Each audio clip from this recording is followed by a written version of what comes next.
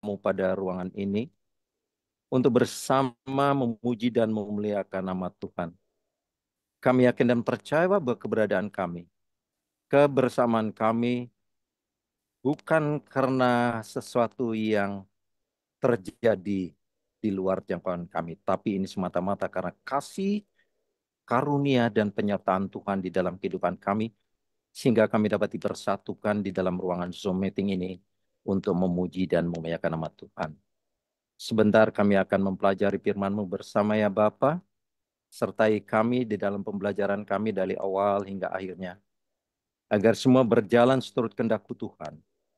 Kami memperoleh kekuatan dan keyakinan lebih daripada itu dapat kami implementasikan dalam kehidupan kami sehari-hari. Di dalam nama Tuhan Yesus, kami berdoa dan mengucap syukur. Amin. Baik, Ibu Eli, mohon izin. Saya mau eh, sharing. Bisa, Bu ya? Ya Pak, bisa Pak. Ini sudah terlihat. Baik. Ya. Ya, baik. Terima kasih. Ini temanya cukup lumayan ini. Bentar. Nampak ya gambarnya, Bu ya? Ya, nampak Pak. Baik.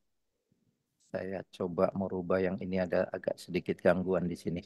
Baik, ini dari gambar ini mudah-mudahan saya tidak salah Ibu Eli, Bapak Ibu yang kasih dalam Tuhan.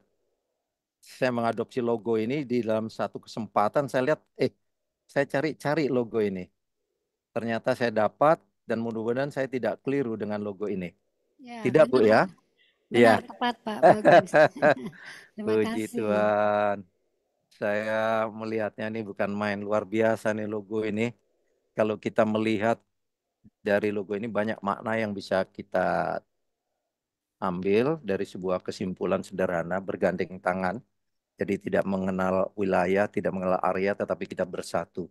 Baik, tema yang akan kita ambil pada hari ini, pada sore hari ini, kalau di Papua mungkin sudah malam ya, kalau kami baru setengah 7, baru 18.36 di sana sudah 19.36, kita selisih 1 jam. Baik Bapak Ibu, tema yang akan kita pelajari bersama terkait dengan masalah optimis, tapi saya kasih tanda kurung ada me-nya. Ya, jadi konteksnya ini nanti akan dilihat dari dua hal, baik secara internal maupun secara eksternal. Ini judul eh, pembelajaran firman Tuhan kita pada sore hari ini. Saudara-saudaraku yang kekasih dalam Tuhan, ketika kita ingin berbicara tentang optimisme, maka banyak hal-hal, banyak rambu-rambu, banyak situasi-situasi yang tentunya akan menjadi sebuah pembelajaran bagi kita semua. Sehingga antara keoptimisan, kemudian ekspektasi, dan kemudian produk outputnya itu akan sebanding lurus. Tetapi persoalan yang kita sering hadapi di dalam kehidupan kita sehari-hari banyak persoalan-persoalan yang secara langsung atau tidak langsung, secara sadar atau tidak sadar, kita selalu terbelenggu dalam sebuah ruang, dalam sebuah area yang tidak bisa dilepaskan, ya, dan atau kita tidak bisa melepaskan dari situasi itu. Kami mencoba membuat sebuah analogi dari dua hal. Yang pertama nanti kita berbicara tentang masa lalu, ya, versus future kita, masa depan. Dan dua hal ini tidak serta-merta bisa kita lakukan untuk mendapatkan sebuah future dengan produk output sesuai dengan ekspektasi kita. Karena banyak hal-hal yang di dalamnya menjadikan sebuah dinamika yang kadang-kadang menjadikan sebuah persoalan bagi kita. Sehingga ketika kita menghadapi sebuah persoalan, apakah itu persoalan yang terjadi maupun apa yang akan kita hadapi, itu menjadi sebuah dinamika yang sangat kompleks. Nah, kita dalam hidup kita, kita tidak bisa melepaskan masa lalu kita. Saya yakin dan percaya bahwa kita yang hadir di sini, ya, adakah kira-kira di dalam hidup kita, kita tidak pernah menghadapi sebuah persoalan-persoalan yang terkait dengan masa lalu kita. Kemudian yang kedua, apakah sampai saat ini, sampai sejauh ini, di dalam kehidupan kita, baik secara internal, eksternal, Apakah kita tidak membuangcai sebuah future, sebuah desain, sebuah harapan untuk mencapai apa yang kita harapkan? Dari konteks ini kami mencoba mengambil sebuah gambaran sederhana. Ada sebuah hal yang tentunya kalau kami gambarkan dengan sebuah ilustrasi ini, pohon ini tentunya akan merupakan sebuah harapan bagi kita. Dari kecil bertumbuh dan bertumbuh dan bertumbuh. Ini yang diharapkan pada kita adalah merupakan suatu harapan yang disebut dengan hope. Nah, harapan-harapan ini tentunya tidak lepas dari keinginan kita untuk mencapai masa depan kita atau future kita ke depan.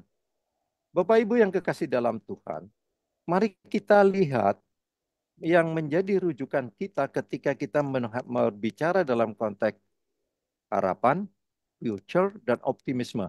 Kita bisa melihat di dalam Filipi pasal 3 ayat 13 dan 14. Ini yang sering terjadi di dalam kehidupan kita sehari-hari. Filipi pasal 3 ayat 13-14 mengatakan demikian. Saudara-saudara, aku sendiri tidak menganggap bahwa aku telah menangkapnya.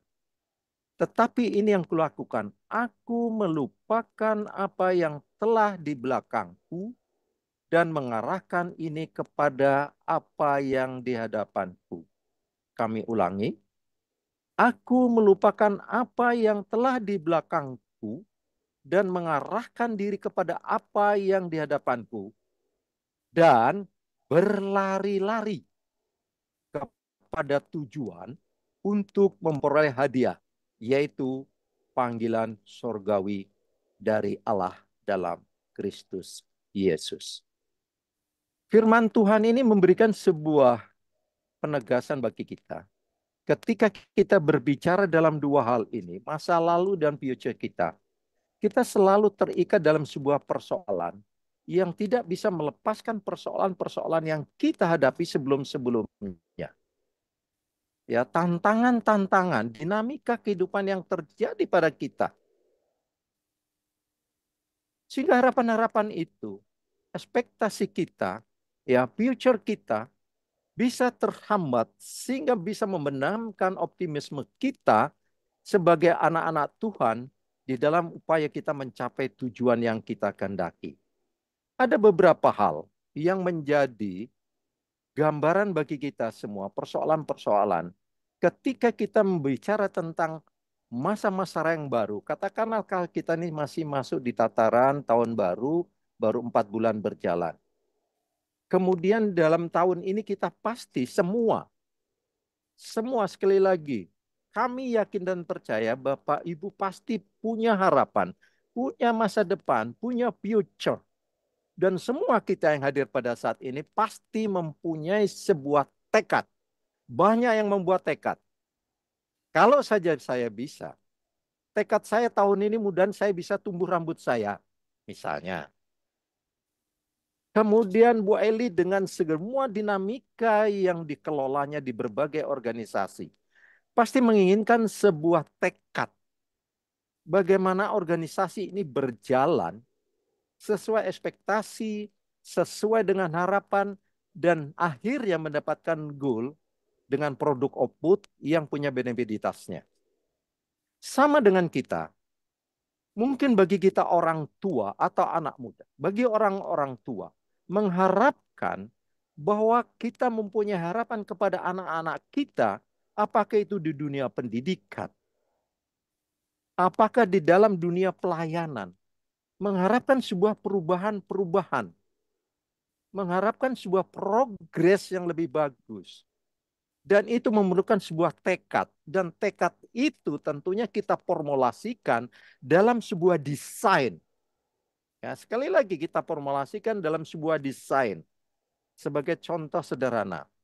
Saya menginginkan bahwa cucu saya, katakanlah kami, bahwa cucu saya tahun ini harus sudah selesai kuliahnya S1. Kemudian 2 tahun ke depan dia harus selesai S2. Itu dalam konteks pendidikan. Kemudian di dalam pelayanannya, saya tidak ingin dia hanya terbatas di ruang pelayanan yang di situ-situ saja, tapi dia bisa mengembangkan pelayanannya di luar ruang itu. dan seterusnya dan seterusnya. Hal ini tentunya yang bisa memberikan sebuah gambaran, sebuah progres, sebuah tuntutan dan semua harapan itu tergantung kepada kita semua. Ya, jadi tahun ke depan, ke depan, ke depan dan sampai pada akhirnya kita nih pasti mempunyai sebuah harapan, punya future, ya, untuk mendapatkan sesuatu yang kita harapkan. Tetapi pertanyaan kita dan kondisi real yang sering terjadi adalah kita sering gagal. Saya tidak tahu apakah Bapak Ibu yang kekasih dalam Tuhan di dalam Zoom ini tidak pernah mengalami kegagalan. Tetapi secara normal, secara logika, dalam ketatanan kehidupan kita tidak ada satupun orang di dalam kehidupannya tidak pernah merasakan sebuah kegagalan. Sebesar apapun kegagalan itu, tetap merupakan sebuah rangkaian yang disebut dengan gagal. Contoh sederhana, kalau kita di dunia pendidikan, kita berharapkan bahwa pada semester yang akan datang, nilai yang kami harapkan, kita harapkan adalah minimal IP itu adalah 3,6,7, bahkan kalau bisa sampai sempurna 4.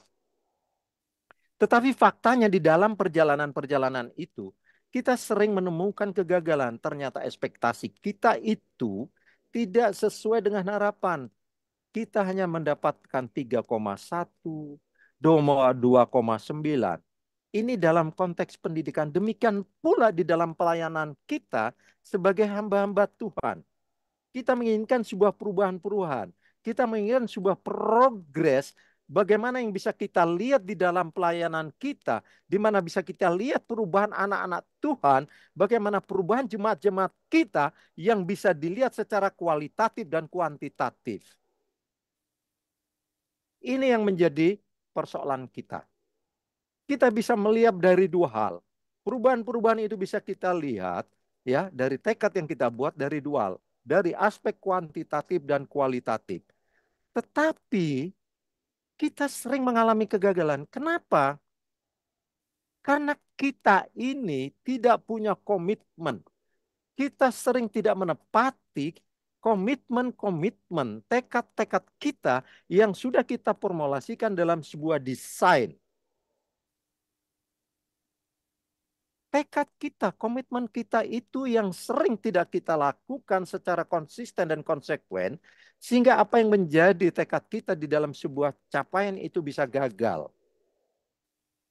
Belum kita nanti bicara masuk masalah optimisme. Nah, ini persoalan-persoalan komitmen untuk menerjemahkan dan mengimplementasikan tekad itu yang sering menjadi batu sandungan kita karena kita tidak bisa melakukan sesuai dengan desain yang sudah kita buat sendiri. Kemudian ada beberapa hal kaitannya dengan apa yang kami sampaikan. Ini yang menjadi catatan kita semua. Bahwa di dalam kehidupan kita ini ada tiga hal. Ada tiga hal yang tidak bisa hidup. Maksud kami tidak bisa kembali dalam kehidupan kita. Yang pertama adalah waktu. Penyesalan-penyesalan kita selama ini selalu bermuara kepada waktu. Waduh, kalau dulu saya begini, kalau dulu saya begini, kalau dulu saya begini. Selalu berbicara dulu. Ketika kita sudah mengalami sebuah dinamika kehidupan yang tidak bisa mencapai ekspektasi kita. Waktu tidak akan bisa kembali. Kemudian kedua, kenangan, nostalgia kita. Apapun kondisi yang terjadi di dalam kehidupan kita yang merupakan sebuah catatan, kenangan, nostalgia, pada waktu sebelum ini tidak akan bisa kembali lagi. Mungkin bisa saja misalnya, aduh, mohon maaf misalnya Bu Eli ya, saya ingat betapa gagahnya saya dulu ketika rambut saya gondrong, ya. Betapa gagahnya ketika waktu itu saya bisa menyisir rambut saya ke kiri, ke kanan, di belah tengah. Ya, itu kenangan kita zaman dulu. Sama dengan halnya kita semua.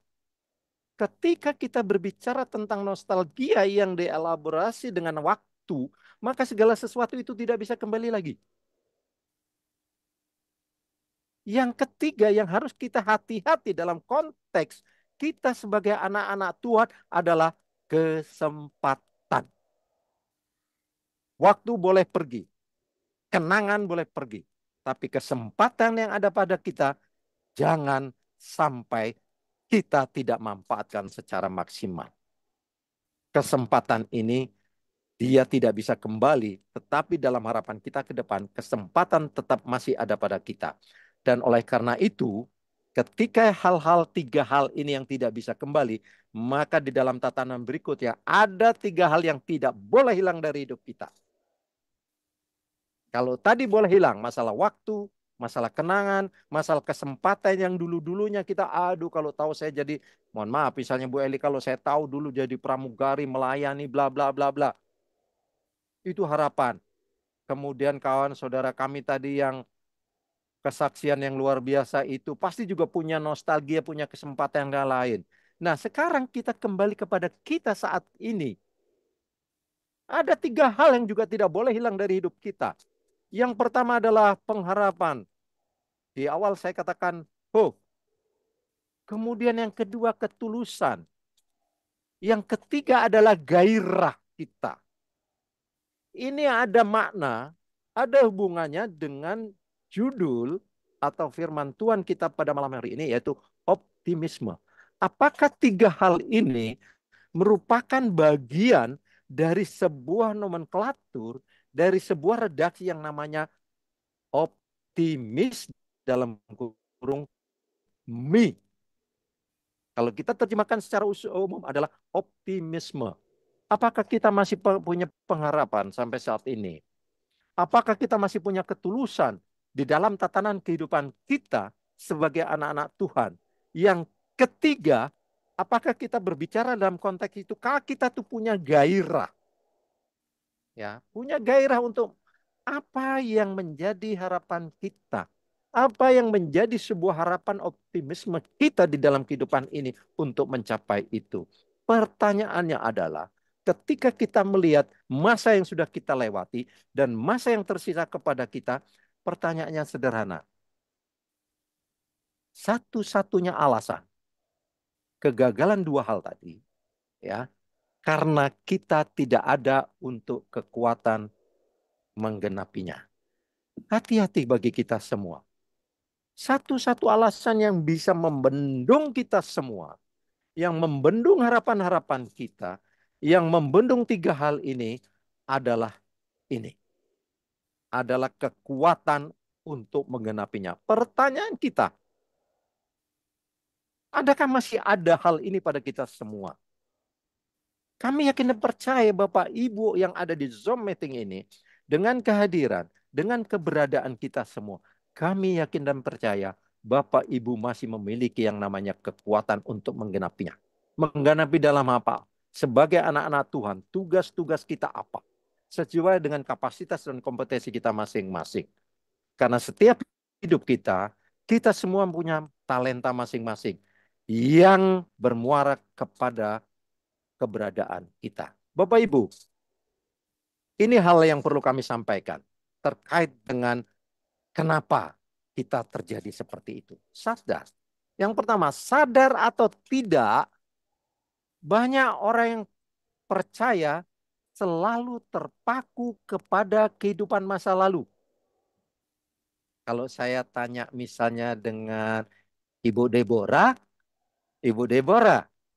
masih tidak ada persoalan-persoalan yang masih menggelayuti kehidupan kita yang di masa lalu?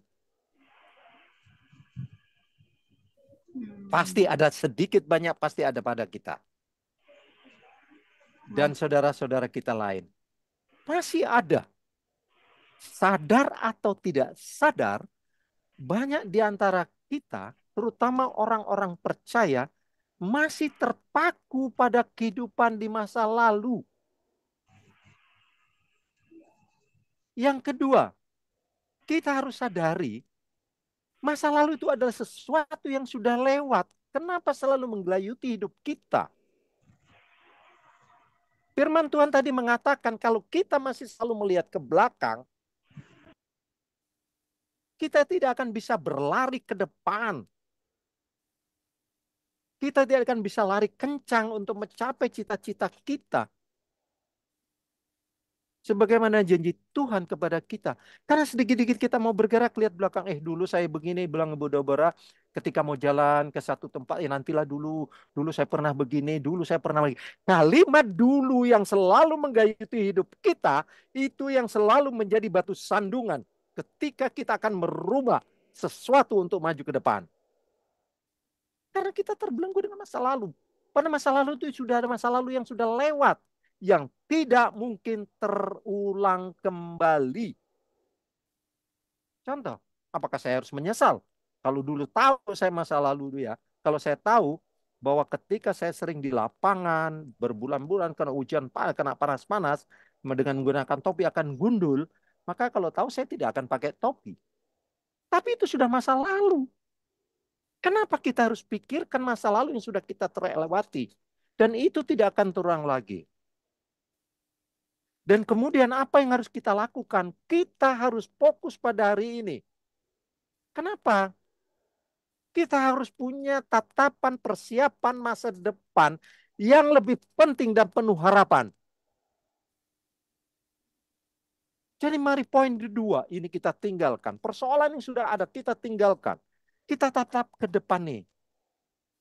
Kita fokus hari ini dan hari ke depan. Ibu Eli ini kami kenal sudah belasan tahun. Bahkan bisa dibilang puluhan. Tidak jemu-jemunya beliau ini. Tidak pernah ada rasa jeda. Selalu menatap ke depan apa yang bisa diperbuat. Dan berbagai organisasi yang sempat kami bersama-sama kita tahu persis.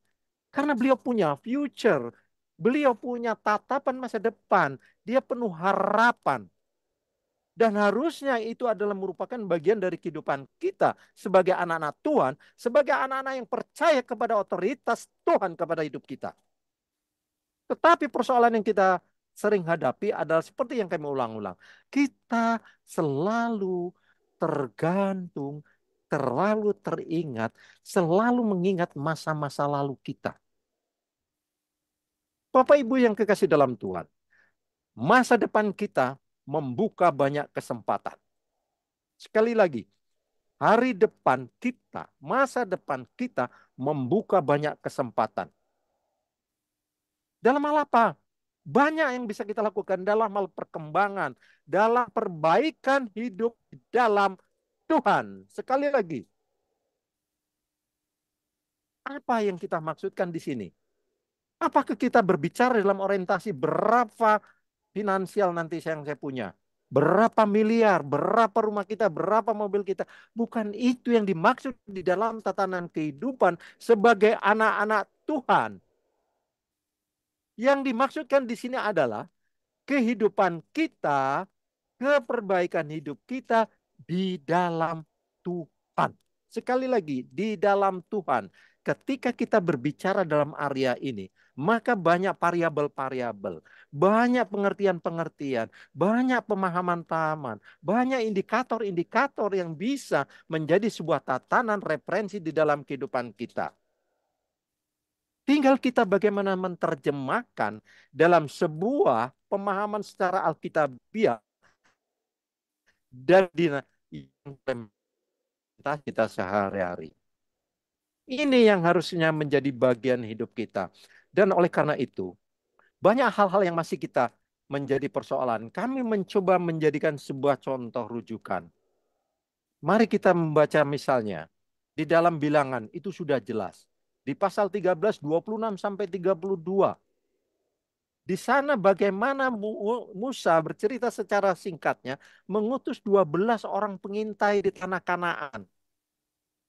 Dalam perjalanannya secara selama 40 hari, pengintai itu pulang. Apa yang dikatakan? Semua ada keraguan. Di sana ada segala-galanya. Di sana ada kekuatan. Di sana orang besar-besar dan lain sebagainya. Sehingga kita tidak mungkin akan bisa menyerang. Tidak mungkin kita akan bisa menguasai negeri itu. Ini dalam konteks kita baru melihat. Sekali lagi, kita baru melihat segala sesuatu yang di depan kita, tetapi kita belum melakukan sesuatu apa yang jadi harapan bagi kita. Tetapi dalam cerita ini, dalam penjelasan firman Tuhan ini, kalau kita pelajari secara utuh, kita bisa melihat di pasal 30. Kita coba perhatikan di sana. Di bilangan pasal 13 ayat 30. Bagaimana penegasan keyakinan tentang kepastian untuk mengalahkan. Kami coba mengutipnya. Di bilangan pasal 3 ayat 30 mengatakan, kemudian Kaleb mencoba menenteramkan hati bangsa itu di hadapan Musa. Sekali lagi, menenteramkan hati bangsa itu di hadapan Musa. Apa katanya? Tidak, kita akan maju dan menduduki negeri itu. Apa sebab? Sebab kita pasti akan mengalahkannya. Apa korelasinya dengan kehidupan kita? Apa pelajaran yang bisa kita ambil dari bilangan pasal 3, 26 sampai 32 ini? Murid-murid yang ketakutan, murid-murid yang tidak percaya diri, murid-murid yang bisa memberikan informasi saja. Dan ini tidak menutup kemungkinan terjadi pada kita semua. Bahwa kita lebih banyak mendengar, kita lebih banyak melihat, tetapi kita tidak pernah berani melakukannya. Ini persoalan. Sehingga terjadi kegagalan-kegagalan. Komitmen-komitmen itu. Tekad-tekad kita tidak bisa terpenuhi karena kita selalu digelayuti dengan persoalan-persoalan yang sebenarnya notabene belum pernah kita lakukan dan belum kita lakukan. Bapak Ibu yang kekasih dalam Tuhan. Dengan demikian, lalu apa yang harus kita lakukan? Kita patut teladani Rasul Paulus yang berkata demikian. Ini yang kulakukan. Aku melupakan apa yang telah di belakangku. Ini firman Tuhan yang saya baca tadi. Dan mengarahkan diriku kepada apa? Kepada apa yang di hadapanku. Bukan yang di belakangku. Sekali lagi Bapak Ibu yang kekasih dalam Tuhan. Ini penegasan secara tegas kepada kita semua. Aku melupakan semua apa yang telah terjadi di belakangku. Dan mengarahkan diri kita ini kepada apa yang ada di hadapanku. Apakah cukup itu? Tidak. Yang dikehendaki adalah mari kita berlari-lari kepada Tuhan. Sekali lagi, berlari-lari kepada Tuhan. Untuk apa? Untuk memperoleh hadiah, yaitu panggilan sorgawi dari Allah dalam Kristus Yesus. Puji Tuhan. Pertanyaannya kepada kita semua. Masihkah kita meragukan keberadaan kita?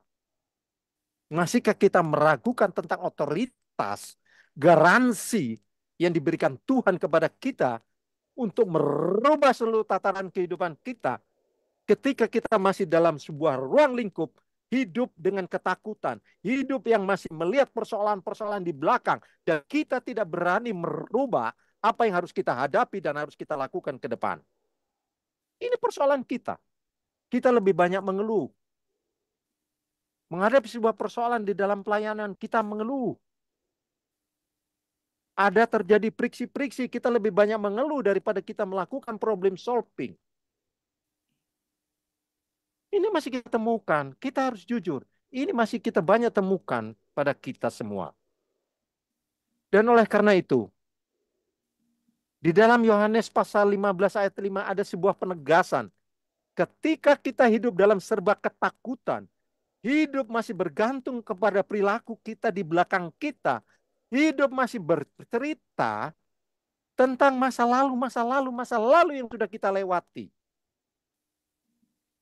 Penegasan di dalam Yohanes pasal 15 ayat 5 ini jelas bagi kita semua. Apa dikatakan oleh Yohanes ini? Mengatakan demikian. Akulah pokok anggur dan kamulah ranting-rantingnya. Satu, akulah pokok anggur, kamulah ranting-rantingnya. Dan ini firman Tuhan yang paling sering kita dengarkan. Barang siapa tinggal di dalam aku di dalam dia, ia berbuah banyak. Sebab di luar aku, kamu tidak dapat berbuat apa-apa. Puji Tuhan luar biasa. Apalagi yang kita ragukan dalam hidup ini. Ketika kita dengan secara utuh menyerahkan hidup kita dengan sama Tuhan. Kemudian di Filipi pasal 4 ayat 13 juga mengatakan, segala perkara dapat kutanggung di dalam dia yang memberi kekuatan kepadaku, memberi kekuatan, memberikan garansi, jaminan bersama Tuhan. Apalagi yang meragukan kepada kita? Kalau kita hidup kita tidak bisa membuat sebuah harapan. Kita tidak memiliki sebuah future.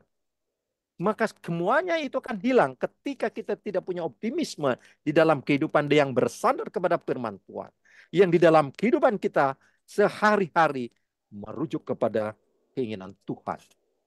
Pertanyaan dan persoalan kita sering menelantarkan ini.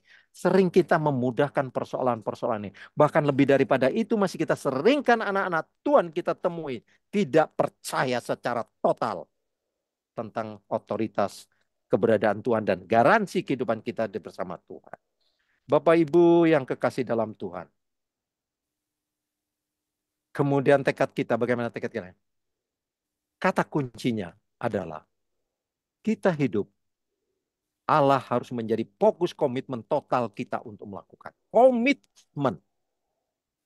Ketika kita sudah membuat sebuah formulasi, membuat desain untuk future, maka kita harus melakukan komitmen itu secara total, bukan sepotong-sepotong. Bahasa sekarang itu tiba masa, tiba akal. Ketika kita perlu, baru kita melakukan sesuatu. Kita harus secara total hidup kita yang berfokus kepada keinginan Tuhan sesuai dengan firman Tuhan. Dan oleh karena itu, yang harus kita lakukan dengan komitmen, I can and I will. Sekali lagi, I can and I will. Apa yang kita maksudkan di sini? Komitmen itu. Yang pertama, berdoa kepada Tuhan untuk hikmat. Silakan baca di Yakobus pasal 1 ayat 5. Tetapi apabila di antara kamu ada yang kekurangan hikmat, hendaklah ia memintanya kepada Allah yang memberikan kepada semua orang dengan murah hati, dengan tidak membangkit-bangkit. Maka hal itu diberikan kepadanya. Kemudian yang kedua, mari kita berdoa untuk hikmat. Agar kita mengetahui bagaimana menggenapi goal yang telah Allah berikan kepada kita. Yang ketiga, mengandalkan kekuatan Allah untuk membantu kita. Sekali lagi saudara-saudara, di dalam tatanan kehidupan kita secara total, hidup kita harus berpadanan, harus mengandalkan pada kekuatan Allah. Jangan terlalu arogan, menganggap kita secara pribadi mempunyai kekuatan lebih daripada Allah. Bahkan lebih daripada itu sering mencoba-coba tentang kekuatan Allah. Yang keempat, jangan putus asa dengan kegagalan. Biarlah kegagalan itu menjadi sebuah motivasi untuk kita melangkah lebih jauh. Dan yang kelima, janganlah menjadi sombong atau bermegah diri. Tapi berikanlah kemuliaan itu kepada Allah. Kesimpulannya, yang pertama, pengalaman kita itu baik atau buruk hanya menjadi sebuah catatan karena semuanya sudah berlalu. Yang kedua, kegagalan masa lampau tidak mesti harus mempengaruhi kita. Kemarin sudah berlalu, yang ada hanya hari ini, dan kita belum tahu dan belum tentu untuk hari esok. Yang ketiga, apapun yang kita perbuat, perbuatlah segenap hatimu seperti untuk Tuhan dan bukan untuk manusia. Sebagaimana ditegaskan di dalam Kolose pasal 3 ayat 13. Dan yang keempat, dalam menghadapi persoalan, jangan coba-coba selalu mengukur dengan kekuatan sendiri. Tapi pandanglah Tuhan dengan segala kekuatan dan kedahsyatan kuasanya.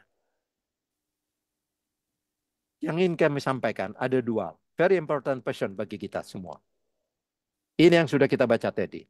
Dalam Filipi pasal 3 ayat 13 dan 14. Dan yang terakhir dalam Kolose pasal 3 ayat 23. Apapun juga yang kamu perbuat, perbuatlah dengan segenap hatimu seperti untuk Tuhan dan bukan untuk manusia. Tuhan Yesus memberkati. Kita berdoa. Kami bersyukur ya Tuhan Allah Bapa kami dalam surga. Kami telah bersama-sama mempelajari firman-Mu.